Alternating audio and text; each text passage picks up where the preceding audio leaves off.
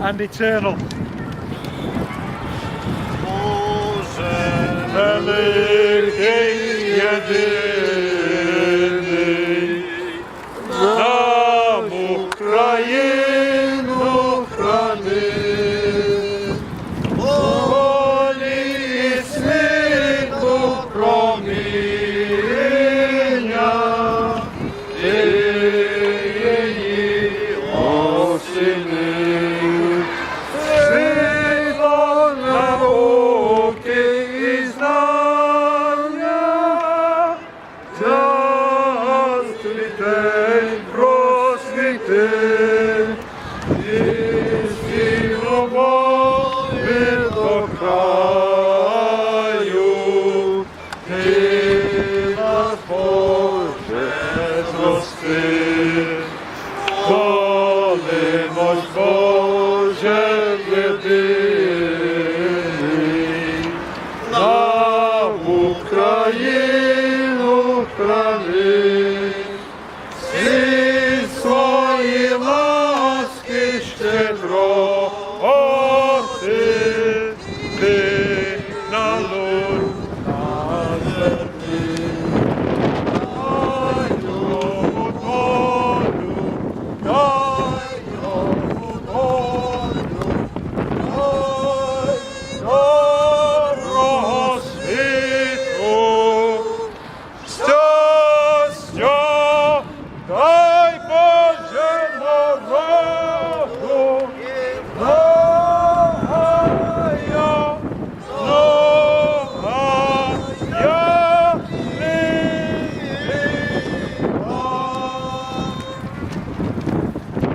Слава Україні! Героям слава! Слава Україні! Героям слава! Слава Україні! Героям слава!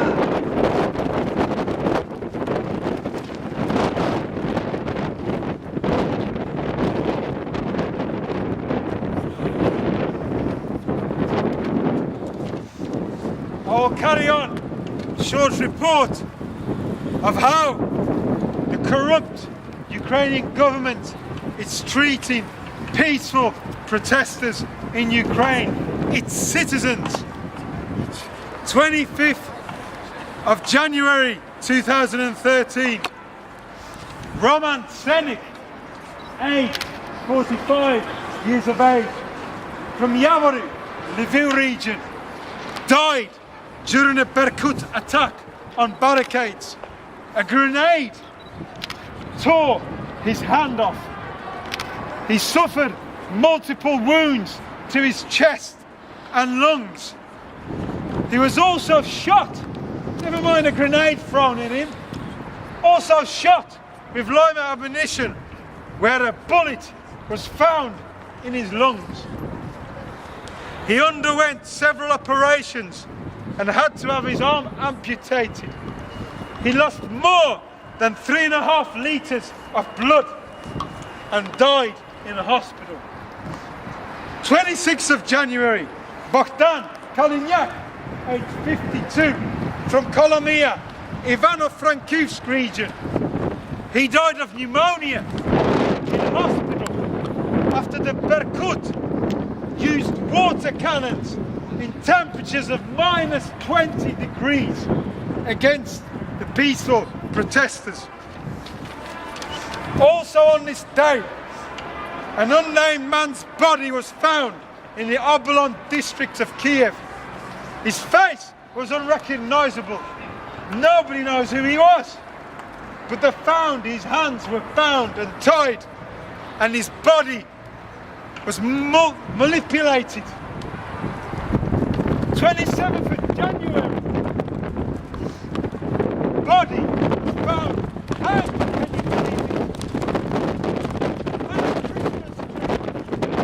On a Christmas tree.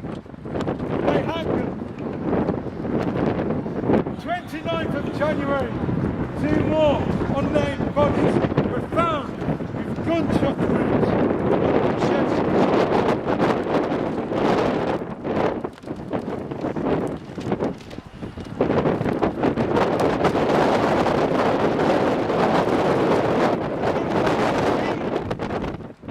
mafia. We want them out of Ukraine. We do not want people like this in Ukraine. They are evil. They are sadistic. They are Satan's apprentices. Bandu het! Bandu het! Bandu het! Bandu het!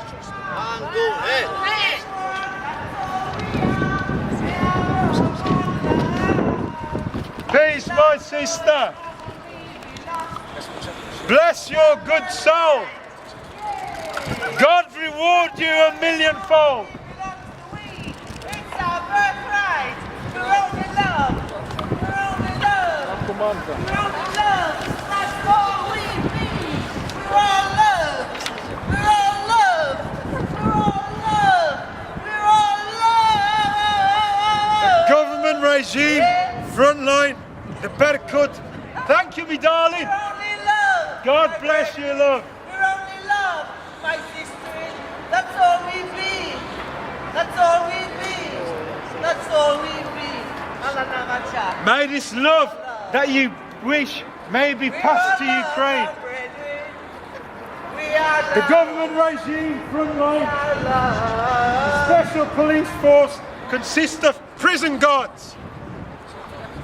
They consist of criminals who were sentenced 25 years in jail.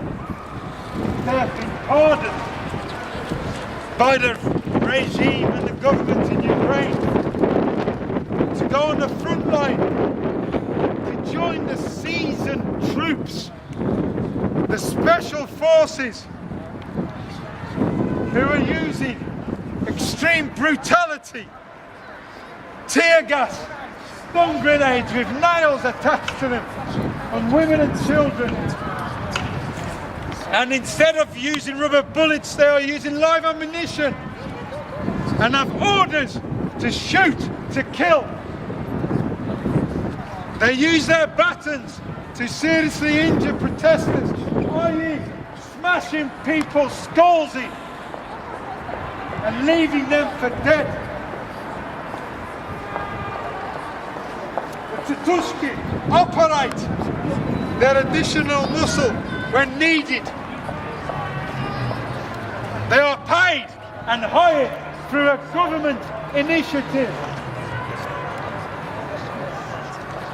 They operate out of uniform. They have search and destroy teams against peaceful protesters and journalists, smashing up shops, destroying property, burning protesters' cars.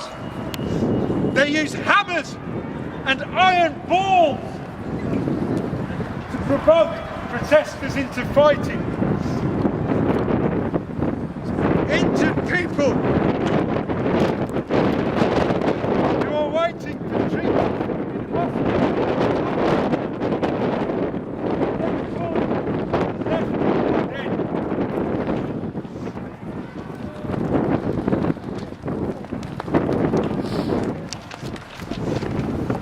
Information is vital to citizens of Ukraine and the world.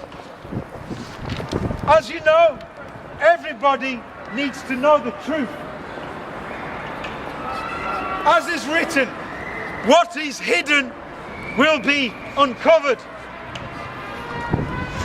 The trouble is that in Ukraine, there are only 2 newspapers which are independent. And the majority of the TV channels are, as I put in brackets, owned by the family. Control of the airways. So that means the Russian mass media that is spreading not only in Ukraine but across the internet and across the world is spreading highly biased information and calling, can you believe it, peaceful protesters fascists. But what are the criminal elements of the government doing themselves? Are they not the fascist ones? Are they not the Nazis? It has come to light this week that the Euromaidan car protest organizer Dmitry Bulatov was kidnapped whilst going to withdraw cash from a cash machine. This happened on the 23rd of January. He noticed a gang of 10 men, 10 physically well-built men. They took him and tortured him. They took him to a room and all he remembered, it was like a wooden hut. They kept him there for 8 days. The first day when they got him there, they stripped him naked. They put some swimming goggles on him. And then they began beating him on a wooden bed. Every day they beat him, black and blue. It got to the point where he was crying out, "Kill me!" But they wouldn't do that, would they? They wouldn't let his pain and his suffering go.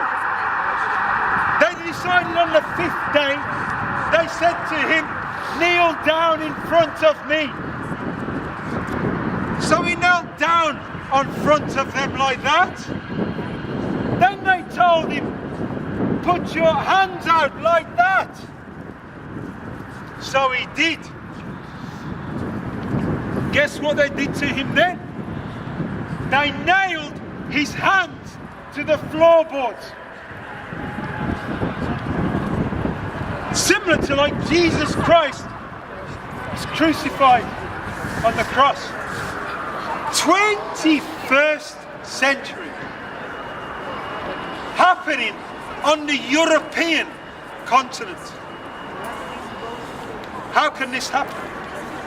You may ask yourselves, how can this be? It wasn't enough for them to do that.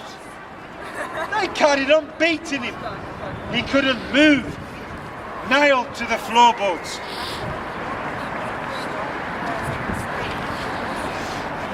They then asked him questions.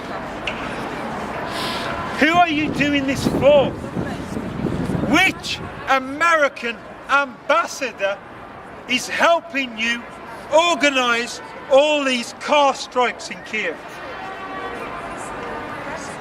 He barely replied. They asked him again, which American ambassador is funding you? And where is this money stashed? He replied, only the Ukrainian people are funding me. If you want receipts, invoices, it is all a legit charitable organization. No, it wasn't enough for them. Tell me who is helping you from the American government. In the end, he was so close to death that he told them anything that they wanted to hear. He just wanted the punishment, the torture, the brutality to stop. But would it stop? No, it would not stop. They then dragged him, bleeding, into the woods. Temperatures sub-zero. Carried on beating and left him for dead in the snow.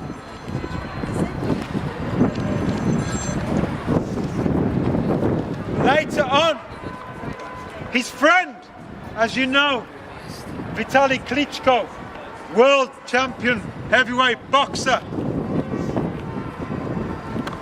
got him to hospital. As you know, Dmitry Bulatov is also a sportsman, boxer and snowboarder. He said to the mass media that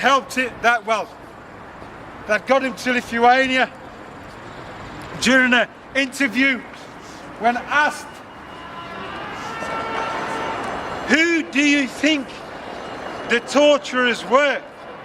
Who do you think did this to you? He replied, in his opinion, this is the work of professionals. The way they hit me in the same spots all the time, the way they tortured me, they knew what they were doing. The press asked him once more, who do you think did this to you? He replied, in my opinion, this is the work of Russian special forces. How can you say some bullshit? That's why nobody wants to listen to you, because you see the bullshit. That is not my word. It's not your word. That's why, you see, why is there no people there? Because they speak a shit. This is bullshit. Yeah. You don't like it, you go, but we've got a right to stand here and to speak. If you don't want to listen, that just proves your ignorance.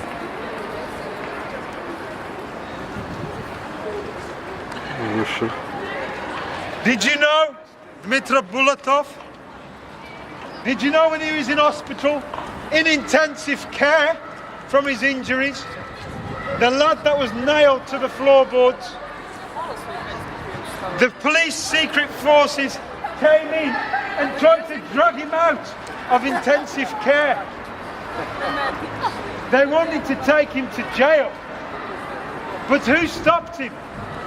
His friends, his opposition leaders refused to let him go out of hospital. And somehow they then got Dmitry out of the country into Lithuania.